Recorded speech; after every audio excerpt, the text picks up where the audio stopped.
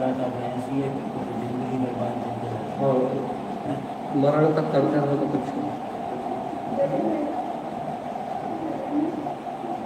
ये स्वस्थ हो गई गुब्बारे न लगवाई स्वस्थ हो गई माता से अच्छी बात है। स्वस्थ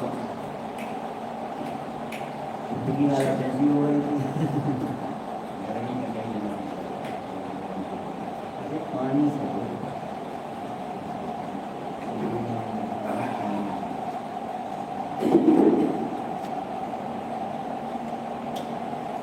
जैन वस्तु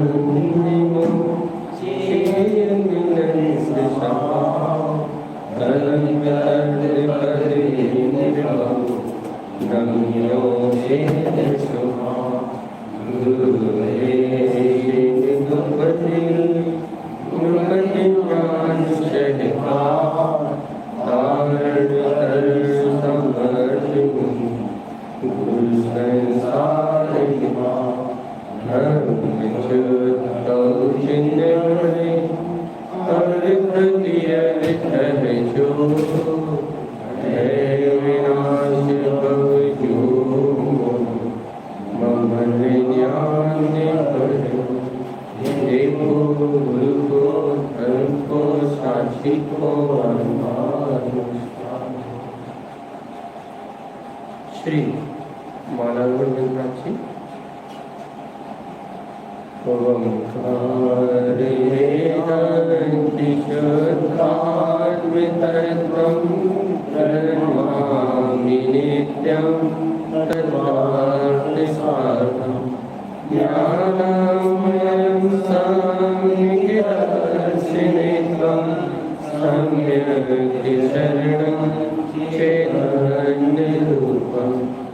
नमामि भक्तं श्रीवीरनाथं नन्दं चतुष्टं तं व्यक्तिरूपं मालागुणं मोक्षतितं प्रबोधं नमाम्यं केवलिनन्तशेखं कायाप्रमाणं तं ब्रह्मरूपं निरञ्जनं चेतनलक्षणिकं भावेऽनित्यं जिज्ञानिरूपं ते शुद्धदृष्टि सम्यग्निवेदनं। बोले श्री मालारोहण जी ग्रंथाधिराज की जय हो जय। एक साथ मंत्र उच्चारण करेंगे।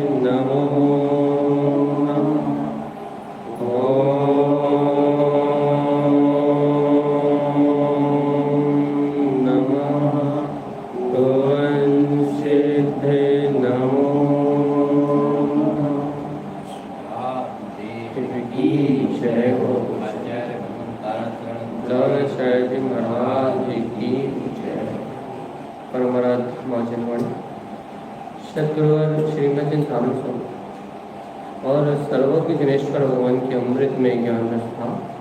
है श्री मालारोहण जगन्नाथ जी, जहाँ अपन पहले दूसरी और तीसरी कारिका का वांचन कर रहे हैं 3-4 दिन से। पहली गाथा में उन्होंने अपने शुद्ध आत्म तत्व को वेदन करके निरंतर उसकी साधना करने से सम्यक दर्शन ज्ञान चारित्र्य प्रकटता होती है, रत्नात्रय का मोक्ष मार्ग दिया है। दूसरी गाथा में भगवान महावीर की भक्ति करते हुए उनके अनंत चतुष्टय में सप्ताह का गुणानुवाद करते हुए मालारोहण जी ग्रंथ को गूंथने का प्रयोजन बताया है। ये मोक्ष मार्ग को प्रशस्त करने वाला ग्रंथ है। इन गुणों की माला में जो आरोहण करेगा वह अनंत केवली व सिद्ध भगवंत पूर्ण पद को प्राप्त कर लेगा।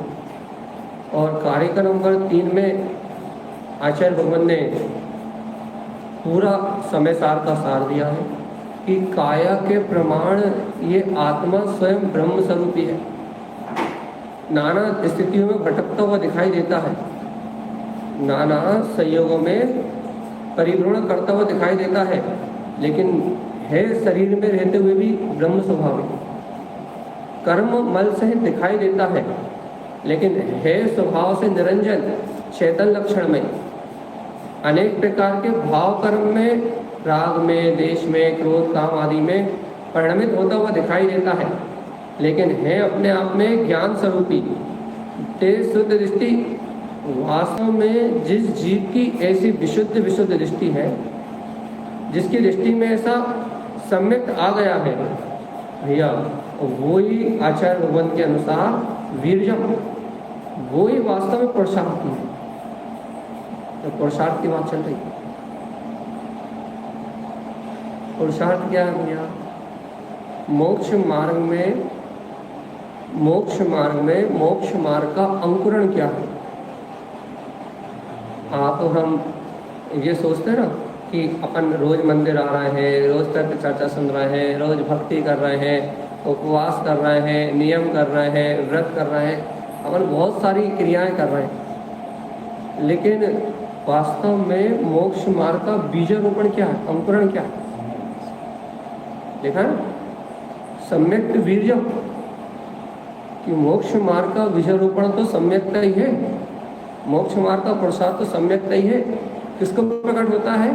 तेज शुद्ध दृष्टि, जिसकी दृष्टि शुद्ध हो, मतलब जो द्रव्य को उसके स्वभाव से ग्रहण करना जानता हो, उसी को सम्यक का बीजारोपण होता है।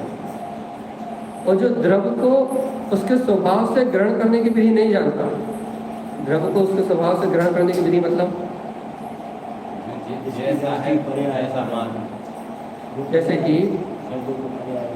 जैसे कि वर्तमान में आप और हम शरीर सहित हैं, स्त्री और पुरुष पर्याय सहित हैं, और अपने को नाना प्रकार के राग देश भाव भी हो रहे हैं, कर्म पूर्व के कर्म भी बंधे हुए हैं, और वर्तमान में शुभ अशुभ भाव होने के कारण से नवीन कर्मों का शुभ अशुभ आश्रय भी हो रहा है कि नहीं?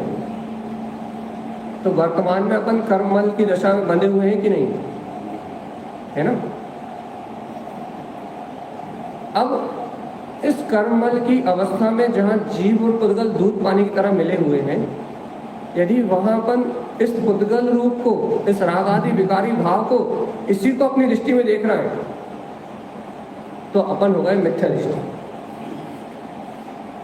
काहे को मिथ्या दृष्टि हो गई?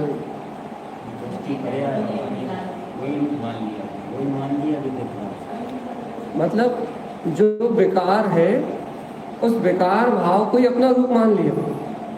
जो मलिनता है, उस मलिन अवस्था को ही अपना रूप मान लिया, और जो शुद्ध है, जो चैतन्य है, उसको अपनी दृष्टि में नहीं देखा, इसलिए अपन कौन होगा भैया? मिथ्या दृष्टि। देखो यहीं की यहीं आप खा भी रहे हो, पी भी रहे हो, सो भी रहे हो, जग भी रहे हो, आपका और हमारा सारा परिणमन चल रहा है। संयोग में खाना पीना, उठना बैठना, सोना जागना, आपका और हमारा पूरा भूमि का अनुसार परिणमन चल रहा है। लेकिन यदि आप और हमारी दृष्टि इस परिणमन तो चल रहा है, अब भाव तो हो रहा है, लेकिन इस परिणमन के होते हुए भी यदि हमारी श्रद्धा में ये बैठा हुआ है, अंतर श्रद्धा क्या बैठा हुआ है कि ये पूरा परिणमन कर्म का है और पुद्गल का है, जीव का नहीं। यदि हमें ऐसी आस्था है, मेरा इससे संबंध नहीं है, यदि ऐसी हमें आस्था है, तो ऐसी आस्था होने से हमें प्रतीति में क्या बरतेगा? ये बरतेगा कि नहीं बरतेगा कि ये असत्य है, क्षणभंगुर है, विनाशिक है, तो ये विनाशिक बरतेगा। तो ये विनाशिक बरतेगा तो हमें मैं ज्ञान हूँ या मैं दर्शन हूँ या मैं आत्मा हूँ, ये प्रतीति में रहेगा कि नहीं रहेगा? जब ये विनाशी है, ये जब क्षणभंगुर है, तो मेरा स्वभाव नहीं है। अब ये जब बाहर का जो कुछ भी चल रहा है, जब ये मेरा स्वभाव नहीं है, तो फिर मेरा स्वभाव क्या है? ये प्रतीति मान आएगा कि नहीं आएगा? देखो मोक्ष मार्ग क्या है? कोई बहुत बड़ा काम नहीं है मोक्ष। आपकी आस्था के बदलने का नाम मोक्ष है। यदि आपकी आस्था, अपन व्यवहार में कहते हैं ना, यदि आपकी और हमारी आस्था अदेव कुदेव मिथ्या देव की है तो कहने लगे हमारा मोक्ष हमारा बाधित है। क्यों है? क्योंकि आप परमात्मा की सत्ता को नहीं जानते, आप परमात्मा के स्वभाव को नहीं जानते। तो क्यों नहीं जानते? कह रहे परमात्मा तो जो वो होता है जो पूर्ण सर्वज्ञ हो, जिसके घातिया अघातिया कर्म विला गए हो, परमात्मा तो वो ही है। परमात्मा कौन है? कह रहे जिसके पास घातिया कर्म ना हो, जिसके पास राग द्वेष ना हो, जो विकार परिणाम से मुक्त हो, वो परमात्मा है। तो ऐसे आपने अरिहंत सिद्ध आचार्य उपाध्याय साधु इन्हें भगवंत माना। क्यों माना? क्योंकि इनके पास वीतरागता है। अरिहंत आपको आपने देव क्यों माना? क्योंकि वो लोकालोक के ज्ञाता है, राग देश की परिणति उनके पास नहीं है। सिद्ध भगवान को आपने परमात्मा क्यों माना? क्योंकि वो अशरीरी है, जन्म मरण के बंधन से छूट गए।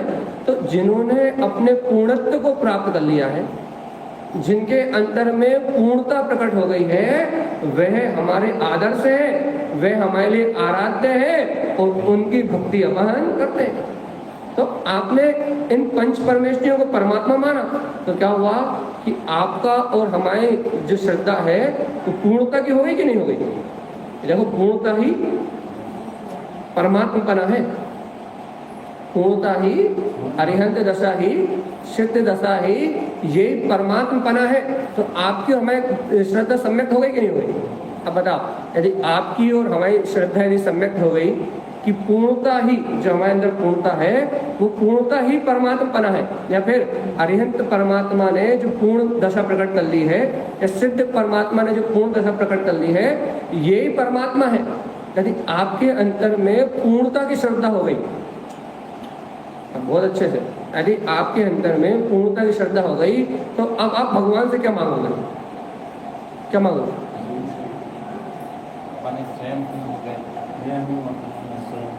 अब आपको जब पूर्णता की श्रद्धा हुई है तब आप परमात्मा से थोड़ी कहोगे कि मेरे घर के काम हो जाए, या फिर जो कुछ कर ही नहीं सकते संसार में उनके पास शरण में थोड़े जाओगे, कोई भय थोड़े रहेगा।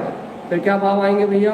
यदि भगवान की भक्ति करोगे, यदि नमो अरिहंताणम बोलोगे तो ये भाव आएगा कि अरे अरे अरे धन्य है वे अरिहंत भगवान जिन्होंने मतलब घातीय कर्मों को, शत्रुओं को हनन कर दिया। अब जब आप नमो अरिहंताणम बोलोगे तो आपको भी यही क्रांति जगेगी कि नहीं जगेगी? अरे अपन भी इस संसार में हमारा सबसे बड़ा शत्रु हमारा मोह और अज्ञान है। जैसे हमारे भगवंतों ने इस शत्रु का हनन कर दिया तो अरिहंत हो गए। तो अब आप नमो अरिहंताणम बोलोगे तो आपको भी ये क्रांति जगेगी कि नहीं जगेगी? आपको भी ये भाव जगेगा कि नहीं जगेगा कि हम भी इन घातीय कर्मों का नाश करें और इनके समान अपने पूर्ण पद को प्रकट करें? ये आत्म क्रांति जगेगी कि नहीं जगेगी? चैतन्य की क्रांति जगेगी कि नहीं जगेगी? कब जगेगी? जब हम इनका जैसा का तैसा श्रद्धान करेंगे। और मान लो श्रद्धान विपरीत हो तो मान्यता रहेगी। मान लो कि भैया जैसे अरिहंत वैसे तो सब है, यदि ऐसी मान्यता रहेगी तो यदि हमारे जीवन में ऐसी मान्यता रहेगी, ऐसी सम्यक श्रद्धा नहीं रहेगी तो फिर क्या अपने को क्रांति लगेगी? क्रांति श्रद्धा तो एक ही बात होगी ना, श्रद्धा तो एक ही की होगी ना। यदि अरिहंत सिद्ध भगवान की हो गई, यदि उनकी श्रद्धा हो गई तो फिर अन्य किसी की श्रद्धा होने वाली नहीं। तो अब जब आपके अंदर में श्रद्धान हो गया कि अरिहंत ही इस जगत में जगत पूज्य है, उनके अलावा इस जगत में और कोई पूज्य है ही नहीं, जब आपके अंतर में श्रद्धा जागेगी तो फिर भैया श्रद्धा जगी तब आपको प्रतीति में रहेगा। जितने बार आप नमो कारवन या जितने बार भी आपको कोई कष्ट या आकुलता होगी तो आपको ये बोध में आएगा। क्या बोध में आएगा? अरे देखो तो हमारे भगवान सुखी कब हुए थे, हमारे अरिहंत, हमारे देव जिनकी हम वंदना करते हैं, जिनकी हम भक्ति करते हैं, ऐसे हमारे देव सुखी कब हुए थे? तो आपको बोध आएगा। क्या बोध आएगा? देखो तो जब हमारे भगवंत ने अज्ञान को, मोह को, राग को अर्थात इन घातीय कर्मों को हनन किया था। जब इन घातीय कर्मों पे विजय प्राप्त करी थी, जब वो हमारे परमात्मा अरिहंत हुए थे, तो मैं क्यों मोह में रो रहा हूँ, मैं क्यों राग में रो रहा हूँ, मैं क्यों भयभीत हो रहा हूँ? जब हमारे भगवंत इस मोह को, राग को जीत के, इस संसार की इच्छाओं को, कामनाओं को जीत के जब हमारे भगवान हो गए, तो भगवान जी मैं क्यों मोह में रो रहा हूँ, मैं क्यों राग में रो रहा हूँ? जब हमारे भगवंतों ने बताया है कि जैसा पुरुषार्थ मैंने किया वैसे ही पुरुषार्थ यदि तू जीव करेगा तो तुझे भी अनंत सुख की प्राप्ति हो जाएगी। बताओ, जब ऐसी सम्यक श्रद्धा अपने अंतर में होगी तो ऐसी प्रतीति आएगी कि नहीं आएगी? हर दुख तकलीफ में आएगी। जब भी आपको धर्म करने का भाव होगा, जब भी आप मंदिर आओगे तो आपको ये प्रतीति आएगी। क्या प्रतीति आएगी? देखो, मोह राग से छूटने का नाम मुक्ति है। अभी अपन मंदिर आते हैं, अपने ये प्रतीति नहीं आती। अभी अपने को मंदिर आते हैं, अब भैया और मंदिर चल रहा है, सर पटकने के लिए चल रहा है, और दर्शन करने के लिए, ये प्रतीति नहीं आती कि हम मोह राग को छोड़ने के लिए मंदिर आ रहे हैं। लेकिन जब अपने को वास्तव में अरिहंत भगवंत की श्रद्धा हो जाएगी, सच्चे अरिहंत प्रभु को जब अपन अपनी श्रद्धान में ले लेंगे, तो उनका नाम लेते ही, जैसे ही आप हाथ जोड़ के नमोकार मंत्र पढ़ोगे या रास्ते में छत्तारी मंगल पढ़ते हुए आओगे या मेरी भावना पढ़ते हुए आओगे, तो आपको एक प्रतीति आएगी, अरे देखो तो देखो तो देखो तो देखो तो इन्होंने क्या करा, इन्होंने इस राग आदि की आसक्ति को छोड़ दिया। तो देखो आज जगत पूज हो गए और हमसे भी कह गए, क्या कह गए? मैंने पुरुषार्थ किया तो आज तुम मुझे पूछ रहे हो, और कल तुम पुरुषार्थ करो तो तुम भी पूर्णता को प्राप्त हो जाओगे, तुम भी जगत पूज्य हो जाओगे, तीनों लोगों के स्वामी हो जाओगे। ये जैन धर्म तो पुरुषार्थ प्रधान है।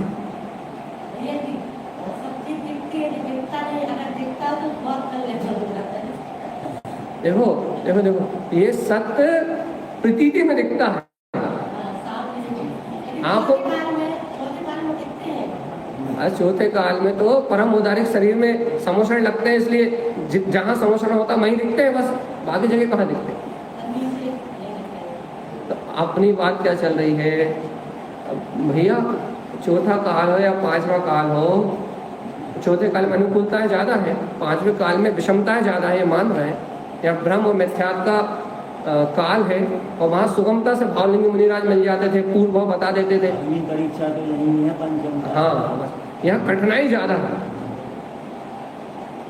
यहाँ विषमता ज्यादा होने के कारण से, यहाँ भ्रम, अज्ञान भ्रम ज्यादा फैला होने के कारण से यहाँ कठिनाई ज्यादा है, यहाँ परीक्षा ज्यादा है। इस परीक्षा में यदि श्रद्धांतरण रहेगा तो वो है सच्चा उपमा। यदि यहाँ गारंटी तो है ना, यदि यहाँ किसी ने तत्व श्रद्धांतरण लिया तो आचार्य भगवान गाथाओं में कह रहे हैं 3 भाव, 2-3 भाव में मोक्ष चला जाए, और ज्यादा 6-7 भाव का है।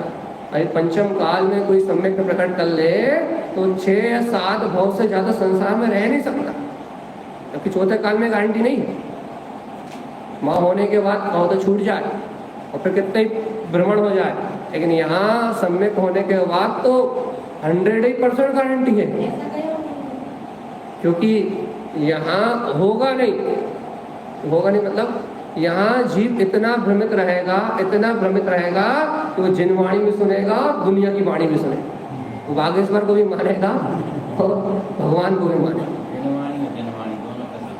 तो यहाँ भ्रम रहेगा कि यहाँ सच्चा श्रद्धा नहीं जगा पाएगा, सच्चा समर्पण नहीं जगा पाएगा, कुदेव कुगुरु अगुरु इनमें भेद नहीं जान पाएगा। यहाँ उसकी श्रद्धा एक अरिहंत की नहीं हो पाएगी, यहाँ वो भ्रमित रहेगा, यहाँ भी वहाँ भी उसका बुद्धि भ्रमित रहेगी।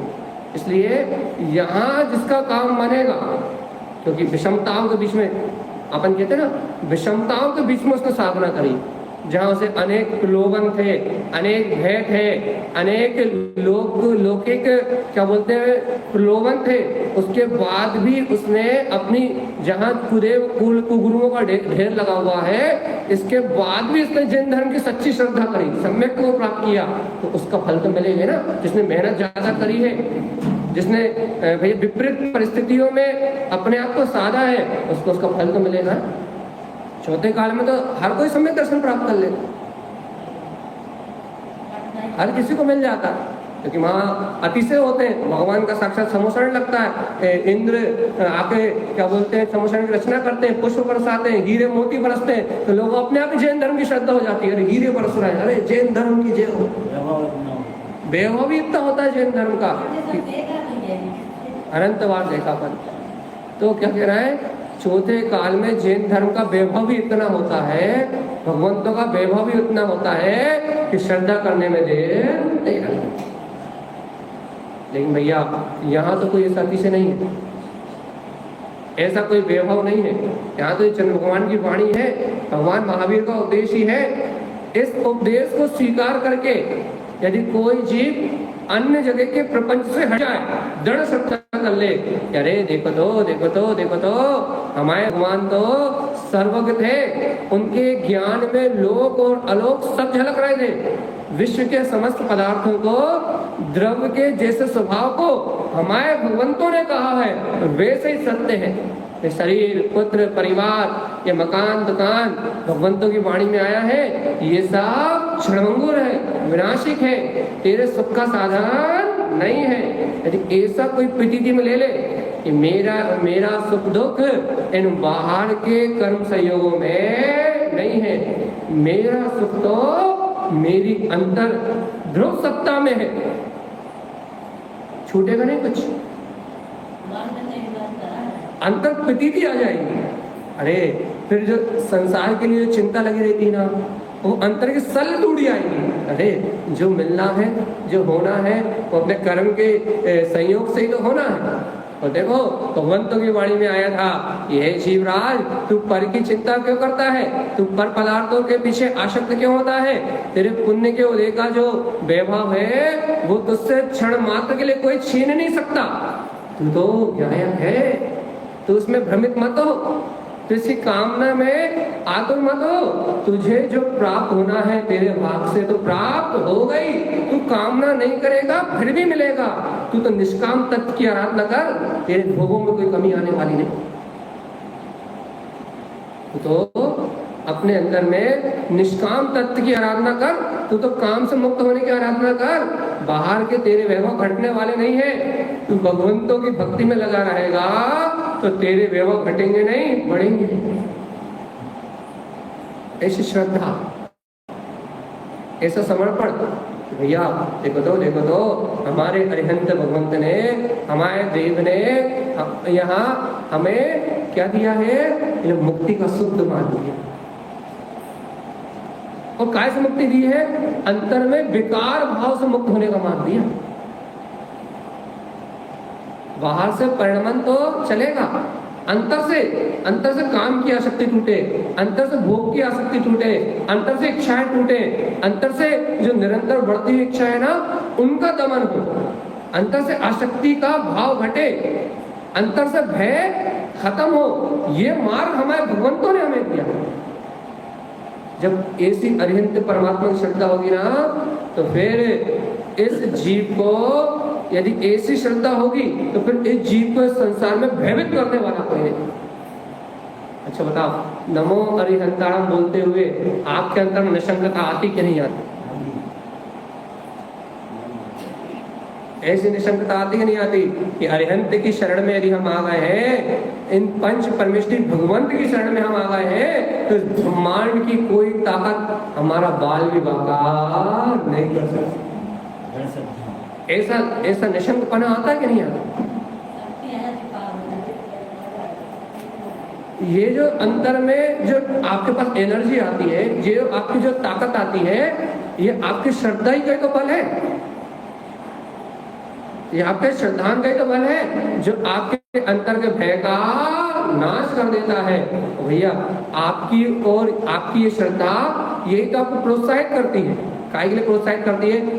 देखो जिन अरिहंतों का आप नाम ले रहे हो, उन अरिहंतों ने इस भय को, इस शंका को, इस संशय को खत्म किया है और कहा है कि जीव जीव जीव जीव ए जीव, तू तो अजर अमर अविनाशी है, तेरा बाल तो इस दुनिया में कोई बाका कर नहीं सकता।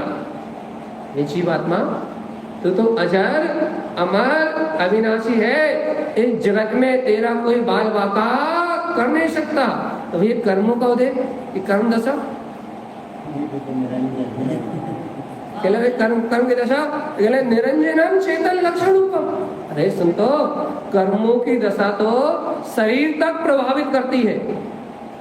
और जब तू शरीर को ही अपने से भिन्न जानता है, जब तेरी प्रतीति में आ गया है कि घर, पुत्र, परिवार, शरीर, संयोग ये तो सब नश्वर है और छूटने ही वाले हैं, जब तूने जीव को जीव मान लिया, पुद्गल को पुद्गल भाषित कर लिया, जब तुझे प्रतीति आ गई कि ये कर्म संयोग तो अपने परिणमन की धारा अनुसार अपने ही संयोग रूप परिणमित होंगे, भैया मैं इनकी कितनी चिंता कर लूं, मेरी चिंता करने से इन कर्मों में कोई उतार चढ़ाव होने वाला नहीं। बहुत अच्छी चर्चा हो गई आज अभी।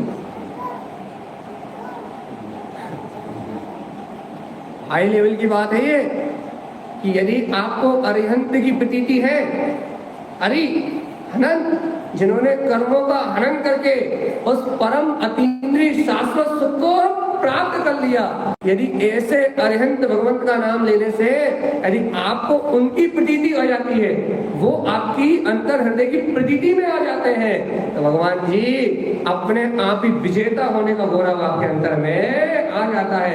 जब इन्होंने अपनी सामर्थ्य को प्रकट करके जीत लिया इस वीतराग पद को, तो फिर मेरे में भी कोई कमी नहीं। ये प्रतीति की ताकत है आपके अंदर। एक बार भगवंत का नाम लेने से घातीय कर्मों को जीतने की सामर्थ्य प्रकट हो जाती है, अंतर आत्मा का बल बढ़ जाता है, संसार के समस्त विकल्पों का भय खत्म हो जाता है, तो लगता है कि हमारे भगवान वीतरागी, और वीतरागी होके उन्होंने सर्वांग सुख को प्राप्त कर लिया। तो भगवान जी जब हमारे भगवंत ने वीतरागी होके संपूर्ण सुख को प्राप्त कर लिया, तो ये निर्णय हो जाता है मैं कितना भी राग कर लूं मैं सुखी नहीं हो सकता। तो राग भाव में प्रतीति आती है, जब हमारे अंदर से राग की धारा आती ना, अरिहंत की श्रद्धा है, वास्तव में अरिहंत भगवान की श्रद्धा है, तो जब हमारे अंदर से राग और काम की वासना उत्पन्न होती है ना, हम प्रतीति आ जाती है। देख लो बेटा,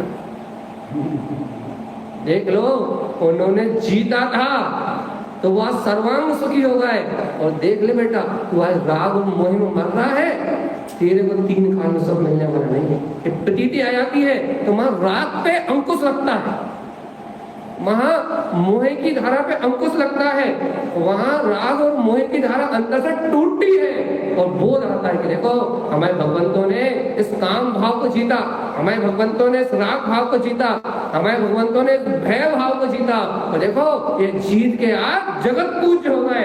तो कहाँ मैं मोह राग की धारा में बह के अपनी आत्मा को नरक और निगोद में लेके जा रहा हूँ, कहाँ मैं संसार का जन्म मरण बढ़ाने में लगा हुआ हूँ। ये प्रतीतिमान होता है, और इस प्रतीति का नाम सम्यक दर्शन है।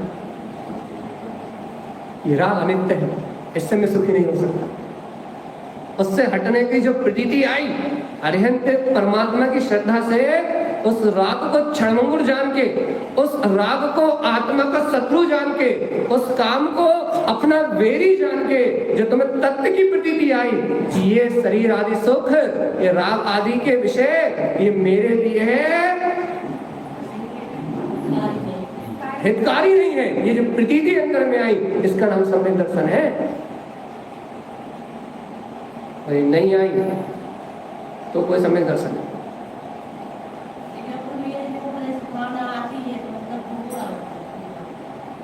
रहना चाहिए निरंतर आए, बार बार आए, जितने बार अपने अंदर तीव्र राग और द्वेष के परिणाम चल रहे हैं उतने बार तो आए, कम से कम वैसे आए नहीं आए। अपन देखो, अपन दिन भर घर दुकान की चिंता में बैठे हुए, अब दुकान की चिंता चल रही है, और आप दुकान की चिंता में या फिर घर की चिंता में आपको आधे घंटे से निकल चल रहा है।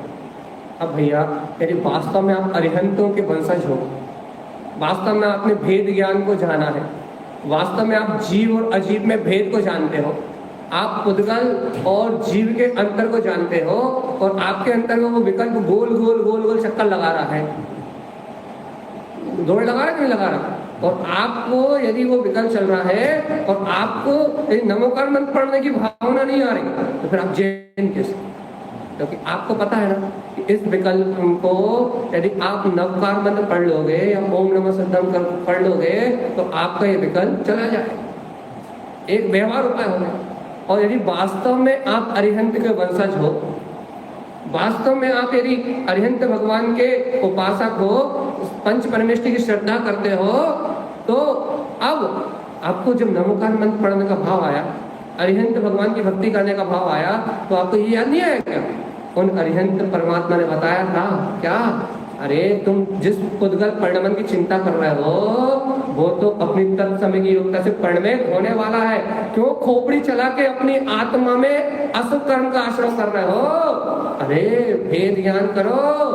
क्या भेद ज्ञान करो कि उस पुद्गल का परिणमन तो, घर और दुकान का परिणमन तो अपनी तत्समय की योग्यता से परिणमित होने वाला है। और हे भक्त, तेरा इस परिणमन से कोई लेना देना नहीं है। देखो तो इस घर के और इस दुकान के विकल्प का हनन करके, इसका राग छोड़ के हमारे भगवान अरिहंत हो गए और हम जय लगे हुए।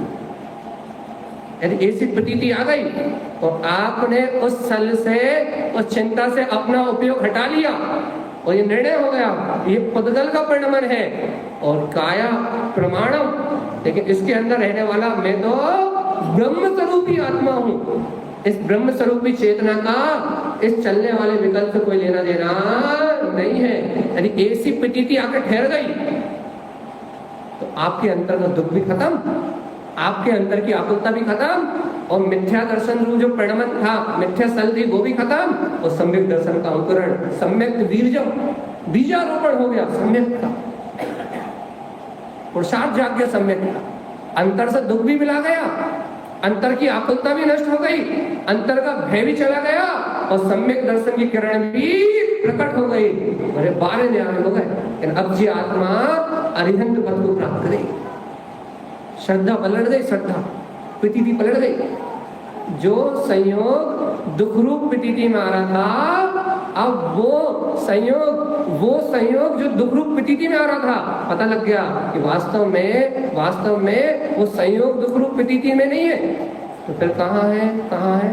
उसमें हमारा जो मोह राग था वो दुख रूप प्रतीति है और जहां आपने आत्मस्मरण करा वहां आत्म सुख की प्रतीति आ गई। इसका नाम है सम्यक दर्शन। आपकी प्रतीति बदल गई और ये खाते हुए बदल सकती है। भैया कब से खा रहे हैं, कब तक खाओगे? यदि खाते खाते ये विचार आ जाए कब से खा रहे हो, कब तक खाओगे, कितना खाओगे और कितना स्वाद लोगे? देखो तो हमारा आत्मा तो अन्न आहारी है, इसमें भोजन की गृहता है ही नहीं। खावे वाला तो ये कर्म संयोग है, अभी जीना है तो खाना पड़ता है। लेकिन भगवान आत्मा, लेकिन ये भोजन को जो हम ग्रहण कर रहे हैं, ये भोजन नहीं, ये हमारा भजन है। सात्विक भोजन ग्रहण कर रहे हैं और जो हम जिनेंद्र भगवान की मर्यादा में जो भोजन कर रहे हैं वो भजन कर रहे हैं। भोजन करते करते भी भजन हो रहा है, आसक्ति के लिए नहीं खा रहे, जीवन को यापन करने के लिए कहा रहा है। भोजन नहीं कर रहे, भजन कर रहे हैं। कहा भैया भोजन कर रहे कि भजन? चलो भाई हम तो भजन कर रहे हैं। ये कैसी लीला है? कर भोजन रहा है, वो भजन रहा है। अरे भोजन भगवान की मर्यादा में है। भगवान ने जैसा आवृत्ति श्रावक को मर्यादित भोजन कहा है, उस मर्यादा में भोजन हो रहा है, तो भोजन नहीं भजन हो रहा है। हम भगवान की आज्ञा का पालन कर रहे हैं और वर्तमान में श्रावक को भगवान की आज्ञा का पालन करना ही धर्म है। यह है अरिहंत भगवान की श्रद्धा का अति से। हमें उनकी श्रद्धा हुई है तो हमारा भोजन भी हमारी भक्ति है। भैया एक तो खा रहे हो, एक तो पेट भर रहे हो और ऊपर से कह रहे हो भजन कर रहे हो।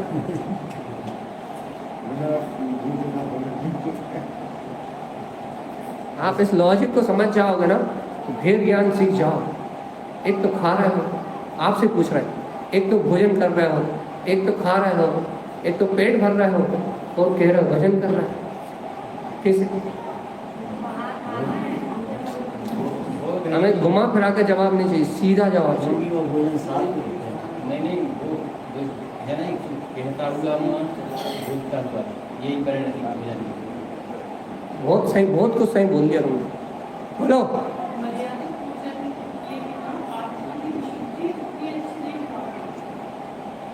आप पूरे व्यवहार में चले गए। बोलो फिर भाई।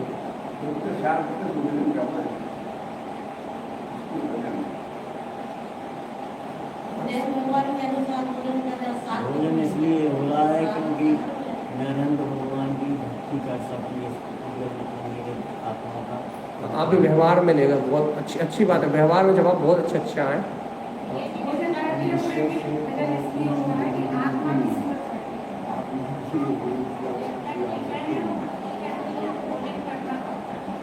यदि परिणाम में भोजन चल रहा है लेकिन परिणति में बस बाहर परिणमन में भोजन चल रहा है लेकिन प्रतीति में भगवान के वचन है।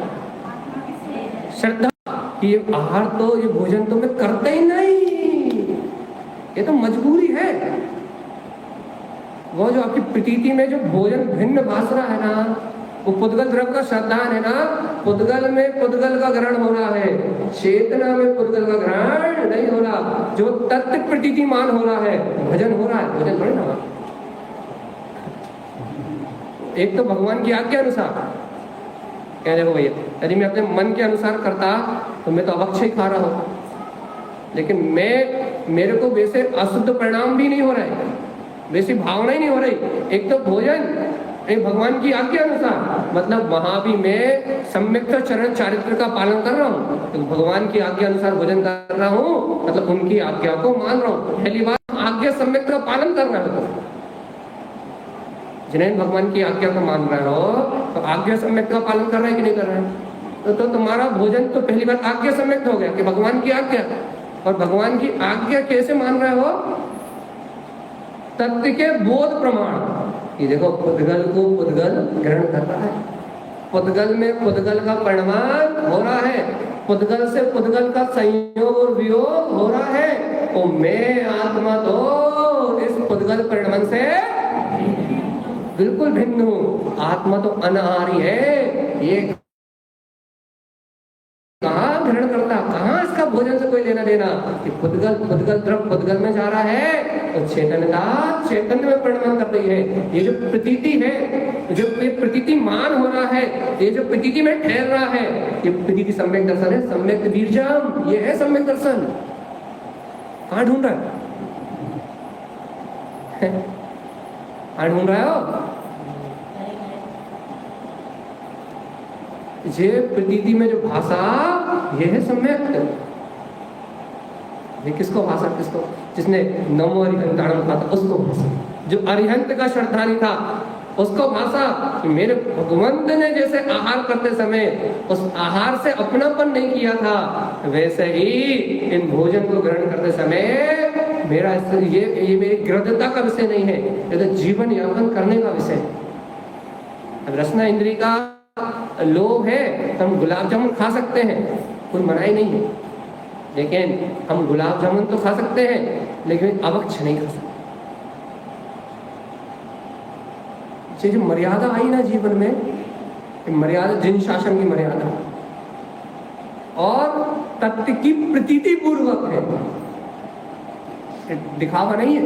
हम छू छू सोला नहीं है, छू छू छू छू वो नहीं, छूत नहीं है। कि क्या है? एक तत्व की प्रतीति सहित है, क्रिया नहीं, दिखावा नहीं है कि हम खूब कर रहे हैं, हम खूब सोला कर रहे हैं, हम खूब सोला कर रहे हैं। ये नहीं है। ये क्या है? ये अरिहंत की श्रद्धा है। अहो, हमारे विप्रा की भगवंत, हमारे आराध्य, हमारे जगत पूज्य, जिनके ज्ञान में लोक आलोक संपूर्ण विश्व झलक रहा है, उन भगवंतों की वाणी में ऐसा स्वरूप आया है। और जो हमारे भगवंत ने कहा है वही सत्य है, ध्रुव है और प्रमाण है। बोलो श्री गुरु महाराज की तो वो जो प्रतीति आपके अंदर में ठहरी उसका नाम सम्यक दर्शन। हम कितने बार कहते हैं, एक बार नमोकार मंत्र पढ़ने में सम्यक दर्शन होता है, एक बार नमोकार, और हम जीवन भर सकते हैं। अरे आचार्य भगवंतों ने गाथा में लिखा है, एक बार नमोकार मंत्र का उच्चारण करने में 600-700 सागर के कर्म क्षय होते हैं। 600-700 सागर, एक सागर का हिसाब निकालो तो खोपड़ी बम ब्लास्ट फट जाती है। 600-700 सागर के कर्म क्षय होते हैं एक बार नमोकार मंत्र पढ़ने में।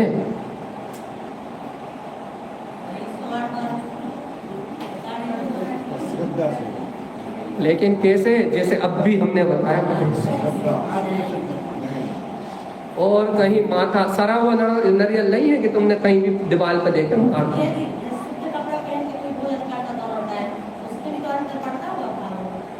भाई, जैसा खाओ अन्न वैसा हो मन पे अंतर पड़ता है।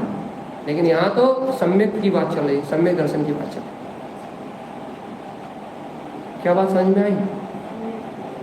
भगवान की आज्ञा की प्रतीति में जीते हो, जिनेंद्र भगवान के गौरव के साथ जीते हो, उनके बहुमान के साथ जीते हो, उनकी वाणी का, उनकी अंतर दिव्य ध्वनि का तुम्हें बहुमान प्रतीति में आता है, तो इसका नाम सम्यक दर्शन है। पंचम काल में जिस भव प्राणी के हृदय में ये प्रतीति ठहर जाती है वो सम्यक दृष्टि है। और ग्रंथ उसके लिए कह रहे हैं कि ज्यादा से ज्यादा यदि रुका, खूब अधिक इसके कर्म रहे तो ज्यादा 5, 6 या 7 भाव से ज्यादा इसके कारण नहीं रहेंगे। क्यों? क्योंकि इसके गर्भ में जो वीर आया है, जो पुरुषार्थ जगा है, सम्यक वीरजम, इसके हृदय में जो श्रद्धा जगी है, ये इसको अति शीघ्र निर्माण को लेके जाने वाली है। पंचम काल में इसने जो काम किया है, पंचम काल में गाड़ी लाड़ी और दुकान मकान बनाना बड़ी बात नहीं है। पंचम काल में जिसने सम्यक दर्शन को प्रकट किया है, ये दुर्लभ में दुर्लभ। अपने को ठहर रहेगी नहीं क्या? भगवान के वचनों के प्रति, चाहे खाते समय हो, चाहे सोते समय हो, चाहे उठते समय हो, चाहे घर पुत्र परिवार का विचार करते समय हो, आप जीवन में कुछ भी कर रहे हो, आप कहीं कुछ भी कर रहे हो, लेकिन आपके अंतर जहम में ऐसे परमात्मा पद की प्रतीति है कि नहीं, कि जैसे हमारे अरिहंत पूर्णता को प्राप्त हो गए, वैसा ही हरि अनंत में भी इस राग और मोह का हनन करके उस दिव्य केवल ज्ञान में ध्रुव चेतना को प्रगटाऊंगा। मैं उनके अलावा और किसी के ऊपर समर्पित होने वाला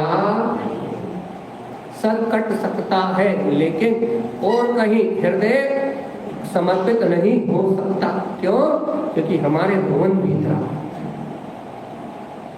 हमारे भगवान वीतरागी हैं, और हमारे वीतरागी भगवंतों ने हमें वीतरागता का उपदेश दिया। हमारे भगवंत ने हमें कर्म सिद्धांत बता के हमें निर्भय किया है। उन्होंने बता दिया कि तेरे पुण्य के उदय का भोग तू करेगा, तेरे पाप के उदय का भोग तू करेगा। तो हमारे भगवंतों ने हमें सारे भय को छुड़ा दिया। हमारे भगवंतों का श्रद्धांजलि करने का लाभ क्या है कि हमारे भगवंत कहते हैं कि तू जैसे भाव रखेगा, जैसे कर्म करेगा, वैसा फल तू भोगेगा।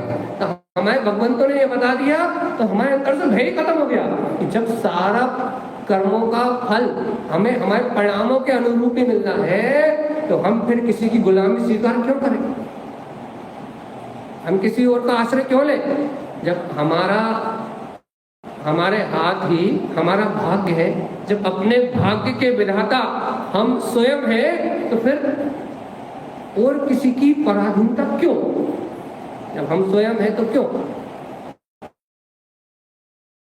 फिर किसी में दोषारोपण क्यों? ये बुरा है, ये अच्छा है, इसने हमारा बिगाड़ कर दिया या इसने हमारा सुधार कर दिया। फिर दूसरे पे दोषारोपण क्यों?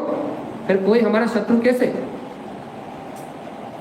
जब सब हमारे भाग्य की रचना है। जब हमारे जीवन में अपन जो कुछ भी हो रहा है तो उसमें जो मतलब जो किसी व्यक्ति को निमित्त को अपन मान सकते हैं भैया, वो निमित्त भी तो आपके कर्म फल के उपादान से मिला ना। अब वो निमित्त भी तो आपने बुलाया था ना। आपको आपका भाई रूप जो जीव मिला है वही शत्रु क्यों बना, आपको पड़ोसी शत्रु क्यों नहीं बना? तो उस घर में जन्म लेने रूप, उन संयोगों को जुटाने रूप, ये कर्म आप नहीं बांधे थे ना, तभी तो मिला। किसी को किसी का पुत्र सपूत, और किसी को किसी का पुत्र कपूत, पुत्र एक पुत्र सपूत और एक कपूत, एक श्वास नहीं लेने दे रहा और एक चरणों की सेवा में लगा, एक जीने नहीं दे रहा और एक भक्ति में लगा। आप बताओ ये दोनों संयोग जुटाए कौन? हाँ, एक ही माँ बाप के घर पले, एक ही जैसे दोनों ने भोजन करो, एक ही जैसे स्कूल में गए, एक ही साथ शिक्षा प्राप्त करी, वही माँ बाप ने उन्हें वो बाएं खिलाओ खिलाओ, वही माँ बाप ने वही दुलार दे के बाएं खिलाओ। अब जब बताओ एक कपूत और एक सपूत कहाँ है? दोनों के अपने अपने कर्म में आ रहे हैं, दोनों के अपने कर्म में उनकी दोनों की उस कर्म में बन भी एक में होने की कोशिश करती है। और अपन हो जाए ये दोनों एक से हो जाए, हो ही नहीं सकते, उसके कर्म अलग। सीधी बात है भैया, सामने दोनों अपने अपने संस्कार लेके आए हैं, दोनों अपना अपना पुण्य पाप को लेके आए हैं, और आपसे पूर्व भाव में एक के साथ आपका पूर्व का राग का व्यवहार था तो आपसे राग का व्यवहार निभा रहा है, दूसरा पूर्व भाव में आपका 70 वेरी था तो वही जन्म में आपकी जान ले रहा है। तो भैया व्यवस्था तो बनाई गई है। अरे आप राजा सैनिक का उदाहरण ले लो।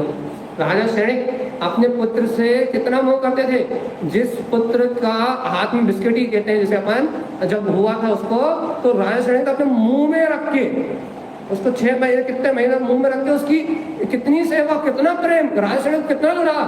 तो जब राजा सैनिक के पूर्व भाव के वो शत्रुता रूप जो कर्म उदय में आए, द्वेष प्रणति पूर्व भाव का शत्रु वैरी था वो, जब उतने समय के लिए जब वो क्या बोलते हैं उदय में आए तो उसने ही अपने पिता को बंदी गृह में और सिर्फ डाला नहीं, रोज उसको पीड़ा देने के लिए स्पेशल खुद जाता था।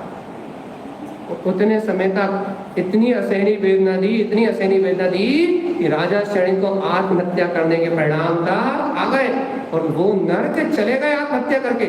और जब तो देखो जब वो कर्म को पूरा हो गया तब वहां उसकी माँ ने याद दिलाया, अरे जब वो मुक्त करने जा रहा था, जब उसे प्रेम का भाव, जब कर्म की दशा चली गई, जब प्रेम का भाव उमड़ा, अरे अरे अरे अरे कैसा अन्याय हो गया, तब तक उनकी तो अरिहंत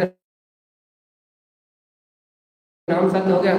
लेकिन कर्म थोड़ी देर पहले शत्रु रूप थे, कोई पीड़ा देने रूप थे, और वही कर्म जब गए सत्ता से गए तब काय का भाव आ गया, कोई परिणति पलट गई। भैया ये बताओ कितना व्यवस्थित है संसार का परिणाम, कितनी व्यवस्थित है ये आगम, हमें कितनी व्यवस्थित व्यवस्था को दिखा रहा है कि वही परिणाम पहले कुछ और था और वही परिणाम बाद में कुछ और हो गया। तो जैसे कर्म का संयोग था वैसा परिणाम पलट गया। पता उसमें कौन क्या करता है।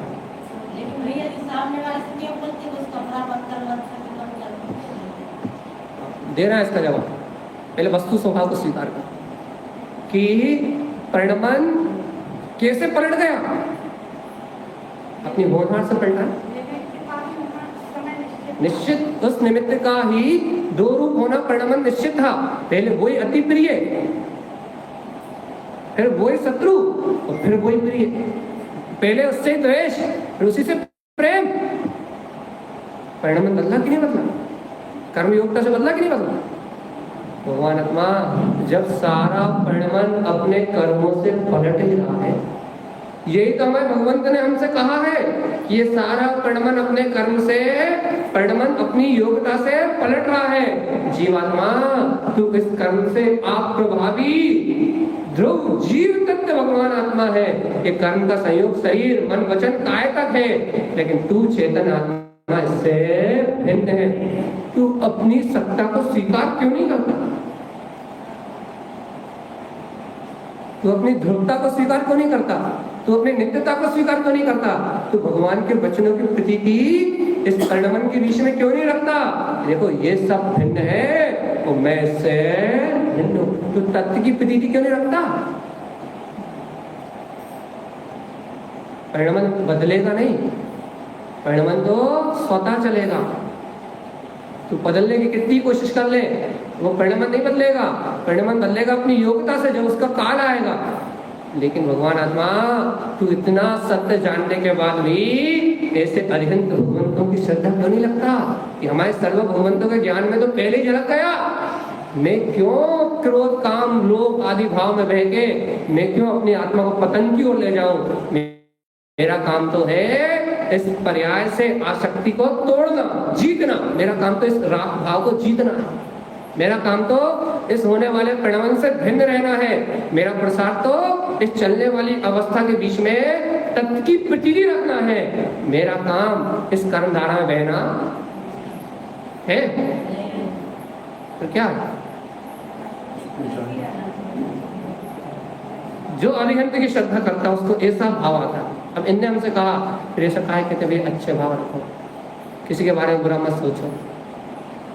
कर्म, हाँ बोलो। कर्म ना बंधे। दूसरी बात ये है भैया, कर्म के उदय से वैसे भाव चलते हैं, वैसा परिणमन होता है, ये बात सही है। लेकिन भगवान आत्मा जीव के पास अपना भी तो कोई पुरुषार्थ है कि नहीं? उन कर्म उदय के बीच में जीव अपना पुरुषार्थ भी कर सकता है कि नहीं कर सकता? तो भैया आगे और वैसे कर्म ना बंधे, इसलिए कहते हैं परिणामों की संभाल रखो, किसी के बारे में बुरा मत सोचो। क्यों? यदि पूर्व कर्म से भी विकारी परिणाम आ भी रहे हैं, यदि वैसा परिणाम हो भी रहा है, तो जिस समय तीव्र कसाय होती है उस समय तो जीव नहीं समझ पाता। लेकिन अभी तो तुम्हारी कसाय मन है, अभी तो तुम किसी के प्रति राग द्वेष का शत्रुता का विचार अपने मन में मत रखो। क्यों? क्योंकि अभी मंद कसाय में भैया अच्छे भाव रख के, सुविचार रख के, सम्यक का पोषण करके मोक्ष मार्ग का बीजारोपण करो। यदि अभी तीव्र कसाय नहीं है, किसी के प्रति इतनी शत्रुता के भाव नहीं आ रहा है, राजा श्रेणी जैसे निमित्त नहीं मिल रहा है, ऐसे क्या कहते हैं कमट जैसे निमित्त नहीं मिल रहा है, जब तक ऐसे अशुभ असाता वेदनी कर्मों के निमित्त नहीं मिल रहा है, जब तक तीव्र कसायों के निमित्त नहीं मिल रहा है, तब तक अच्छे अच्छे परिणाम रखो। विशुद्ध विशुद्ध भावना भाव। क्यों भाव? क्यों भाव? क्यों भाव? अरे आगामी में आश्रम नहीं होगा वो बात तो बहुत अच्छी है, लेकिन इन विशुद्ध भावनाओं से जो शुभ का बंध होगा ना, जो अपने विशुद्ध परिणाम होंगे उससे पूर्व पाप कर्म भी अपकर्षित हो जाएंगे। तुम्हारे पूर्व के बंधे कर्म भी आएंगे तो घट घट के आएंगे। और सबसे बड़ी बात, तुम्हारे परिणामों विशुद्धि रहेगी तो ही तो तुम भगवंतों का नाम ले पाओगे, तो ही तो तुम वस्तु स्वभाव का विचार कर पाओगे, तो ही तो तुम सम्यक दर्शन को प्रकट करने का पुरुषार्थ जगा पाओगे। यदि भगवंत के वचनों की प्रतीति नहीं रहेगी तो सम्यक दर्शन कहाँ से लाओगे? यदि यही विचार करते रहोगे कि सामने वाला मेरा शत्रु, तो ये विचार कब करोगे कि ये तो हमारे कर्म का फल है, ये हमारा दुश्मन हो ही नहीं सकता। एक द्रव्य दूसरे द्रव्य का कुछ, ये विचार कब करोगे? यदि यही विचार करोगे कि ये हमारा शत्रु है या ये हमारा हित कर सकता है, यदि पर से अपने हित का विचार करोगे तो फिर भगवंत की वाणी का विचार कब करोगे? भगवान जी, अरे परम हितकारी तो ये भगवान के वचन है, इनकी प्रतीति कब लाओगे?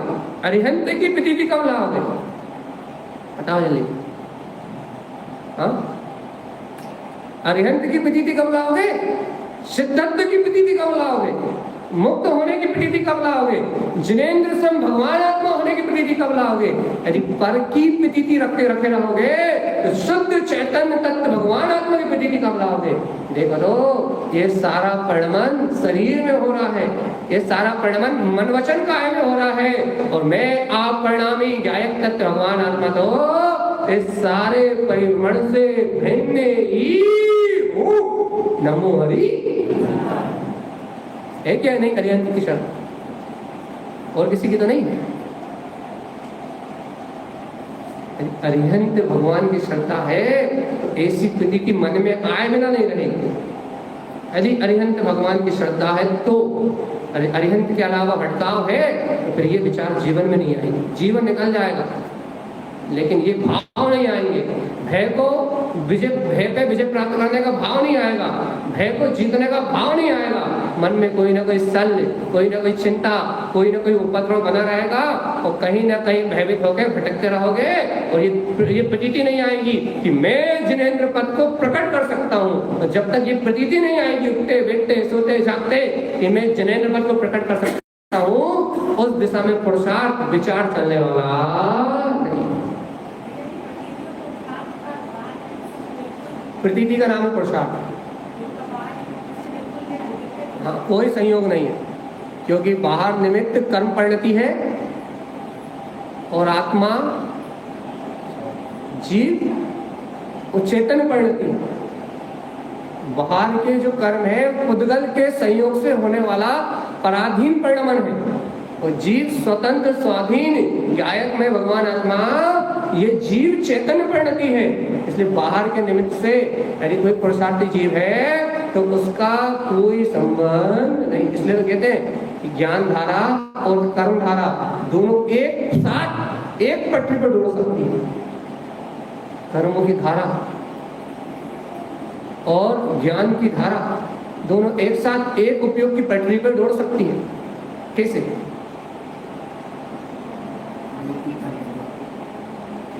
बताओ, अच्छे से बताओ कैसे?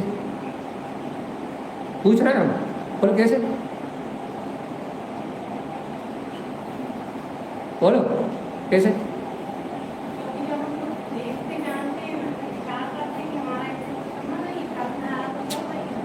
कैसे बोलो?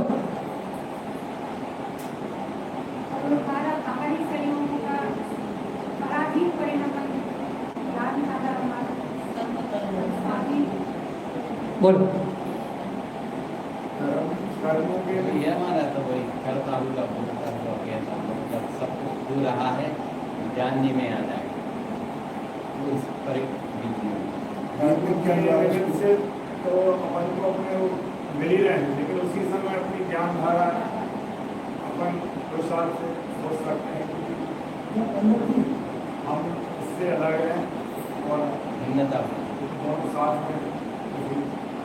अभी आपको कह रहा है आत्मा से पीछी मतलब एक लक्ष्य बनाते उसको लक्ष्य बनाना चाहिए, लेकिन दोनों एक साथ करेंगे। लक्ष्य को पहले बनाना पड़ेगा ना, हमें इस मार्ग पर चलना है। बिना अरिहंत की श्रद्धा के बिना लक्ष्य के वो तो हो ही नहीं सकता। प्रथम अरे हमें लेकिन जो जवाब चाहिए वो नहीं मिल रहा। बोलो। यदि कर्म धारा चलते हुए भी उसमें जुड़ा होना, कर्म तो सहयोगी दशा है, उनको आ रहा है जा रहे हैं। अपन को ज्ञान धारा साथ में चल रही है कि भैया इनसे अपन को नहीं जुड़ना चाहिए, तो अपने आप में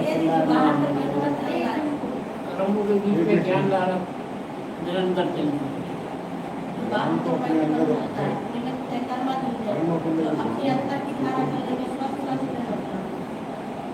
आ गए नहीं आए?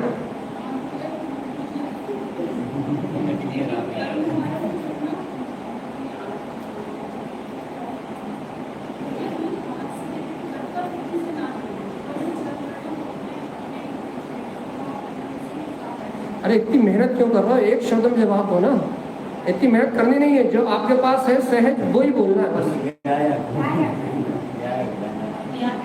अरे देखो तो ज्ञान में देखो दो घटनाएं देखो। कर्म धारा चल रही कि नहीं चल रही? उपयोग में चल रही है ना। और वो तो पूर्व भाव कर्म के निमित्त से, द्रव कर्म के निमित्त से, नो कर्म के निमित्त से चल रही कि नहीं चल रही? चल रही है ना, बिल्कुल चल रही है। और उसमें ज्ञान धारा क्या है बताओ? हाँ ऐसे ही कहो या इतना सा एक शब्द कह दो, क्या कह दो?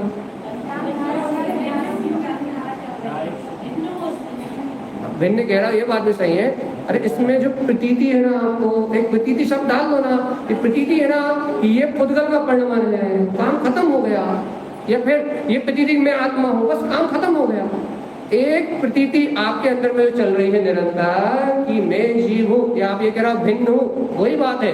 सब वही कह रहा हो। इतना कह दो कि प्रतीतिमान जो हो रहा है ना, प्रतीतिमान क्या हो रहा है कि वो धारा चल रही है, कितने ही वेग से चल रही है, कितने ही वेग से चल रही है, लेकिन आपको यदि उसमें सत्यता नहीं है, यदि आपको उसमें सत्यता नहीं है, वो सत्यता वो भाषित नहीं हो रही कि ये तो मात्र कर्म का उदय है और आप कह रहे हो ना मैं इससे भिन्न हूं, बस यही तो है वो, और क्या है।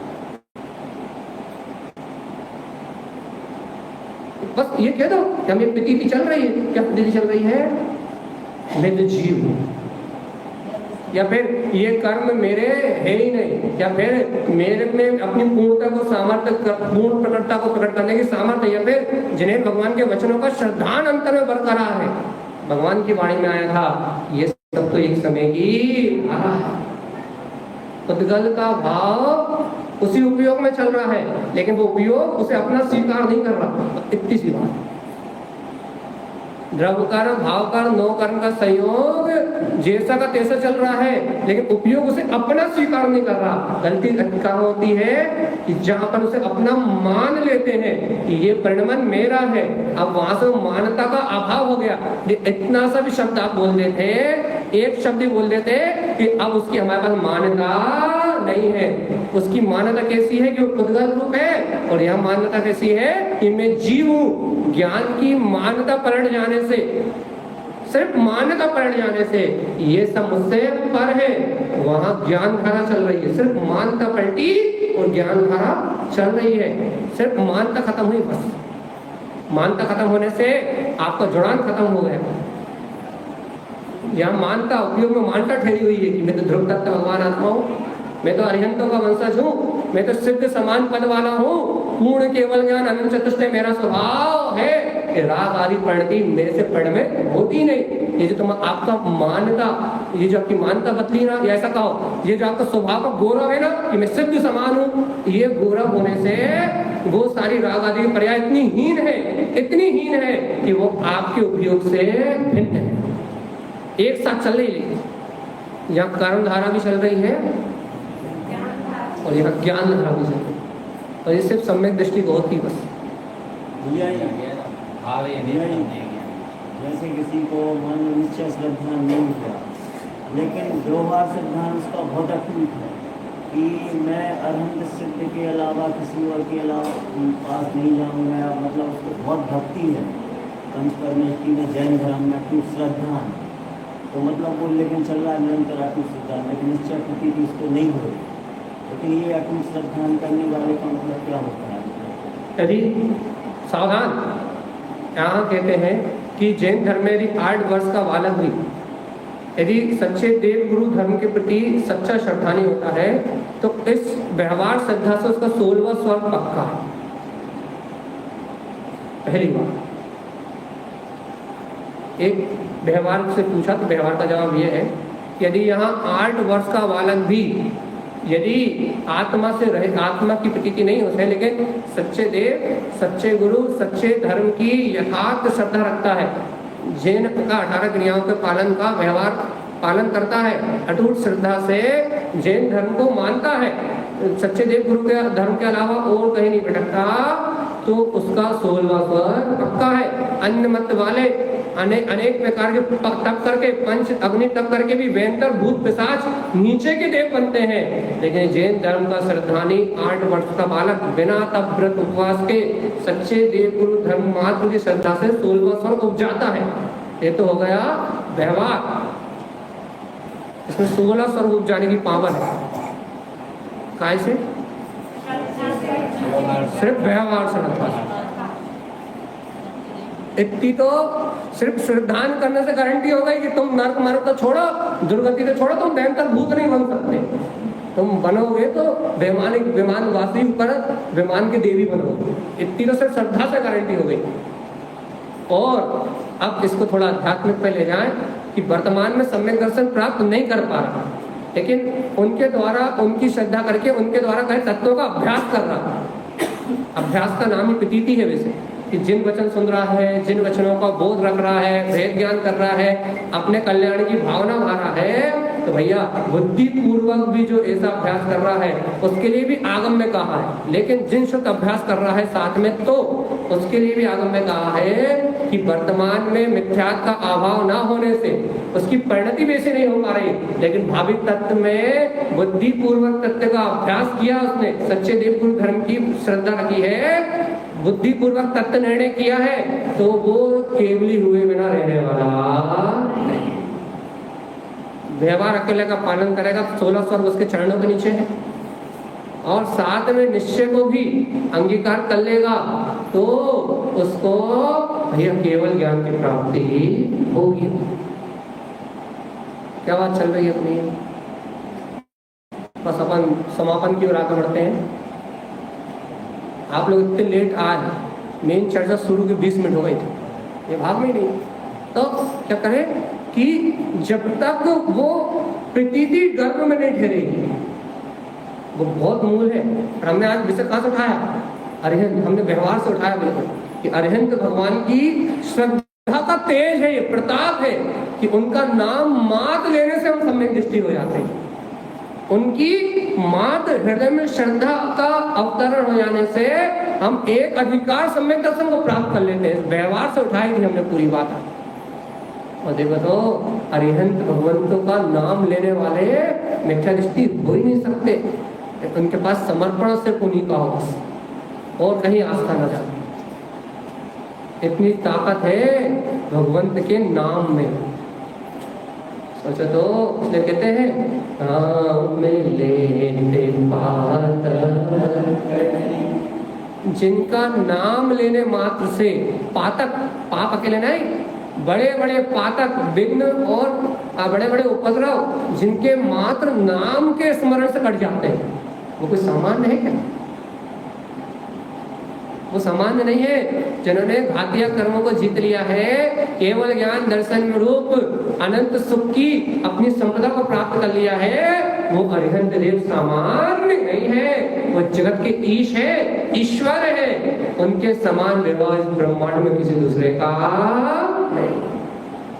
धर्म देशना के काल में जो अरिहंतों का वैभव होता है, वैसा वैभव किसी और का देखा है क्या? नारायण पृथ्वीनारायण चक्रवर्ती भी उस वैभव के रंच मात्र को प्राप्त नहीं हो सकते।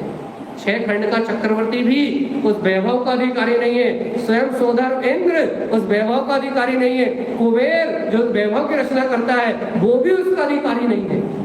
सिर्फ धर्म देशना काल में जो वैभव अरिहंतों का होता है, वैसा वैभव 3 काल में किसी के पास देखा नहीं जाता।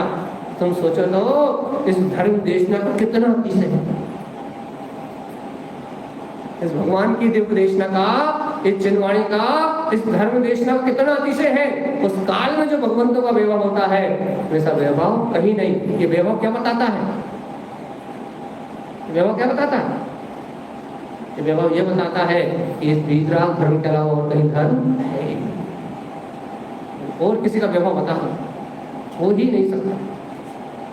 इसके बाद यदि हमें उनकी भक्ति ना आए, नामामि भक्तम श्री वीरनाथ नंदम चतुष्टा तम व्यक्त, उसके बाद जिन्होंने घातीय कर्मों का नाश करके अनंत चतुष्ट को व्यक्त कर लिया है, ऐसे अरिहंत भगवंतों की भक्ति हमें ना आए, यदि हम उन्हें अपना आराध्य मान के उनके चरणों में उनके हृदय, उनको हृदय से अभिवादन ना कर पाए, और हमें बहुमान ना आए कि जब वो इन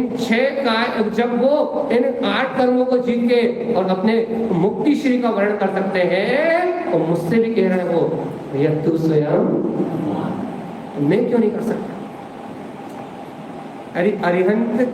अरिहंत के कुल का बहुमान है, तो तुम्हें आकुलता कोई पैदा नहीं कर सकता। ये सिद्धांत है। अरिहंत कुल का यदि तुम्हें सच्चा विश्वास है, अरिहंत कुल को यदि तुम अपने अंतर हृदय से स्वीकार करते हो, तो इस ब्रह्मांड में कोई तुम्हें आकुलित, आकुलता सिर्फ उसको हो सकती है जो अरिहंत को ना चाहता हो, अरिहंत को ना मानता हो, अरिहंत को ना स्वीकार करता हो। जिसे अरिहंत स्वीकार है, अर्थात जो घातीय कर्मों को हनन करने की विधि जानता हो, तत्व के श्रद्धान को जो जानता हो, इस जगत में उसे कोई दुखी नहीं कर सकता। क्यों? जो से निर्णय है, पुण्य पाप का फल है। वर्तमान में जो प्राप्त है पुण्य पाप का फल है, और ये पुण्य पाप तो मेरे ही पूर्व उपार्जित किए हुए कर्म है। इसमें अच्छा बुरा मानना, सुखी दुखी होना ही संसार है। विषय वासनाओं में लगे रहना ही संसार है। और इन विषय वासनाओं के बीच में यदि अरिहंत की भक्ति आ जाए, उनके वचनों का स्मरण आ जाए, भेद ज्ञान की प्रतीति आ जाए, तत्व का श्रद्धांत जाग जाए, तो इसी का नाम है सम्यक वीर्यम। कौन सा वीर? कौन सा बीज? कौन सा बीज? आखिरी बात, काया प्रमाणम काया प्रमाणम निरंजनम चेतन लक्षणेकम भावे अनित्यम चिदानरूपम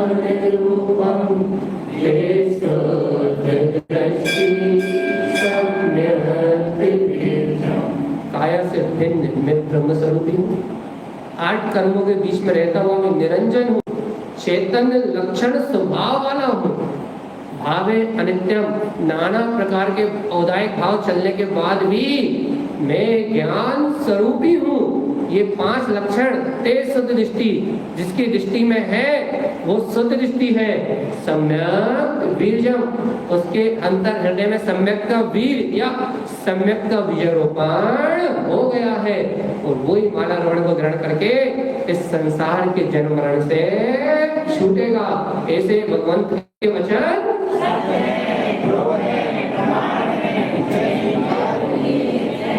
स्वीकार। जय नमस्तु। आपने बताया राजा सैनिक का, तो वो समोषण के बाद की घटना है। हाँ, समोषण के बाद, क्योंकि उन्होंने नर गति मान ली थी और जैसी गति, इसलिए कहते हैं गति मत मानना। तो जैसी गति, अब नर गति मान ली थी तो वैसी मति, आत्महत्या करने के परिणाम होने थे, उनके निमित्त सारे जुड़ गए थे। छायक सम्यक दर्शन के बाद आत्मप्रतीति भी थी। अरे वो समोषण में गए, फिर उनके बेटे ने समोषण में गए, भगवान को चले गए। उसके बाद फिर राजा क्षणिक की इतनी कम थोड़ी थी, उन्होंने अपना राज शासन संभाला, पूरे टाइम रहे। जब अंत में मृत्यु का समय आया तो 6 महीने पहले बेटे के वो शत्रुता के परिणाम आ गए। ठीक है, जन्म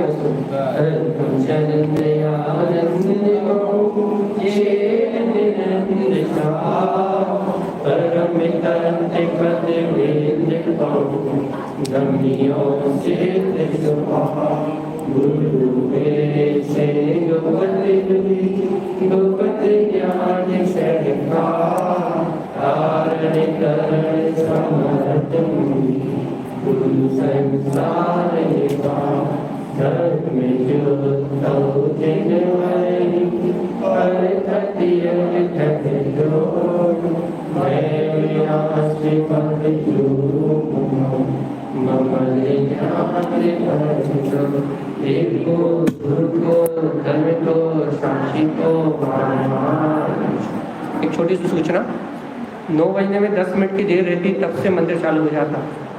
आप लोग आराम से आते हैं, इसका मतलब ये है कि आपको धर्म देशना से कोई रुचि ही नहीं। फिर उद्देश्य तुषार जी का वांछन होता है, फिर माला रोहण से चलती है। कृपया कर समय पे आए। और दूसरी बात, जिन्होंने आज की चर्चा आधी अधूरी सुनी है वो जाके घर पे पूरी सुने, क्योंकि ये जो तत्व श्रद्धांत की बात अभी करी है, यदि ये एक बार अंतर में बैठ गया, अरिहंत की जैसी भक्ति अभी यहाँ पर ने कही है, यदि वैसी भक्ति आपके मन में आ गई तो इस संसार में कोई अपना नाश करने वाला